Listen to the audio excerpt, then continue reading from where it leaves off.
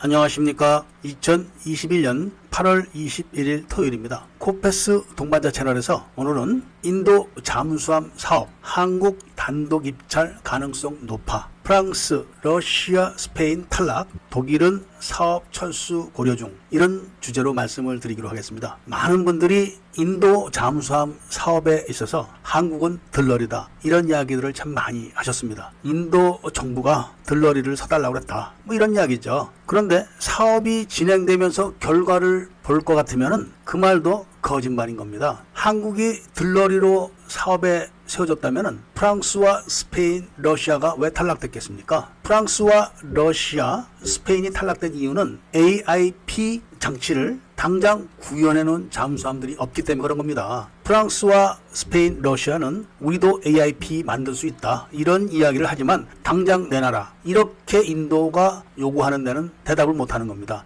그럼 나가라, 이렇게 해서 탈락이 된 겁니다. 왜냐하면 인도가 1차적으로 잠수함 6척을 프랑스에서 도입을 했습니다. 프랑스가 자랑하는 디젤 잠수함 스코르펜급 기술을 도입을 해서 칼바리급이라는 6척의 디젤 잠수함을 건조했는데, 이걸 건조해놓고 보니까 자망 능력이 짧은 겁니다. 우리나라의 209급 비슷한데 AIP 장치가 없어가지고 자망을 오래 못하는 단점을 인도가 깨달은 겁니다. 그래서 안되겠다 해서 2차 잠수함 사업에서는 AIP 장치를 달고 수직 발사관을 장착을 해야 된다, 이런 조건을 내걸었습니다. 그러니까 프랑스는 잽싸게 자국이 보유하고 있는 공격 원자력 잠수함 쉬프랑급을 디젤화한 잠수함을 제안을 한 겁니다. 그러니까 공격 원자력 잠수함에서 원자로를 떼어내고 거기다 디젤 엔진을 장착한 잠수함을 만들자, 이런 제안을 한 건데, 인도가 당장 AIP 장치를 장착한 디젤 잠수함 시스템을 내놔봐라, 이렇게 이야기를 하니까 프랑스가 대답을 못한 겁니다. 그런 거는 스페인도 마찬가지고 러시아도 마찬가지입니다. 러시아는 AIP 장치를 중국으로부터 지금 스타디를 하고 있는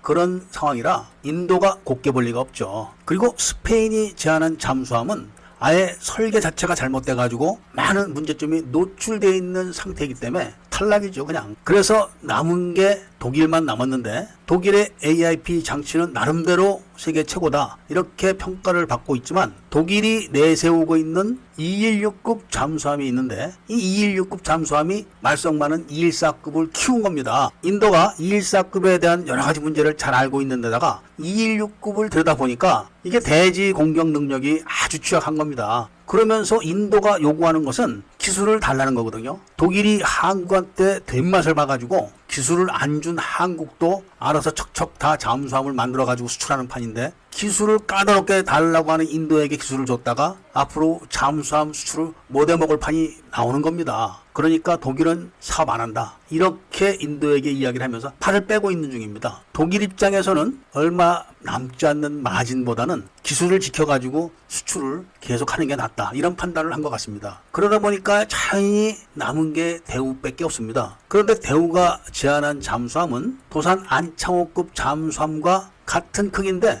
사업 참가국들 중 유일하게 리튬 전지를 장착한 잠수함을 제출한 겁니다. 그런데다가 수직 발사관이 6기나 달려있기 때문에 대지 공격 능력도 탁월합니다. 한국이 제출한 AIP 장치의 내역을 보면은 자망 기간이 4주입니다. 4주, 한 달. 이런 상황이 됐기 때문에 한국이 단독으로 참가를 하면서 사업을 수주할 확률이 아주 높아졌습니다. 계약 조건이 까다롭네, 어쩌네, 남는 게 있네 없네, 기술을 뺏기네, 이런 이야기를 많이 하지만 K9 자주포를 인도에 수출해가지고 기술 뺏겼습니까? K9 자주포를 인도에 수출해갖고 망했습니까? 미쳤습니까? 기업은 무조건 수주를 해야 됩니다. 만약에 인도의 잠수함 사업에서 한국이 수주를 하게 되면은 그 의미가 어떤 것이냐면은, 한국은 세계 제2차 대전에서 주축국인 일본의 식민지였습니다. 그 식민지였던 나라가 승전국인 러시아, 스페인, 프랑스, 그리고 주축국의 한 축인 독일을 물리치고 잠수함 시장을 석권하게 되는 겁니다.